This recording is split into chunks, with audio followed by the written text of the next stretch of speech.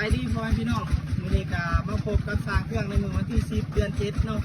2026ก็เป็นมื้อที่3ที่สร้างเครื่องไถหน้าหูดตัวไถเตรียมดินเนาะบางคนก็ว่าไถหูดหน้าสร้างเครื่องติดปากว่าไถหน้าหูดแต่ว่าจังซั่นมีเป็นไถสุดท้ายเนาะเป็นหน้าลงหรือว่าหน้าหลอกหรือว่าไถใหญ่เนาะดินในการภาพดินนี่บ่แม่นดินทรายนะเป็นดินเหนียวเพราะว่ารถไถดัดแปลงนี่มีขอสงสัยหลายว่าไถได้แต่หน้าดินทรายเนาะมันบ่มีดอกเนาะเพราะเราเป็นจังซั่นหน้าไผมันก็มีปนกันว่าสิเป็นดินเหนียวแล้วก็ดินทรายคลิปนี้ถ้ามาเบิ่งเนาะรถไถโฟวินคันใส่ล้อยางเลยไถแล้วก็ลากพานที่ฝากพ่อแม่พี่น้องฝากพ่อแม่พี่น้องที่ตามหาส้มคลิปนี้ไถ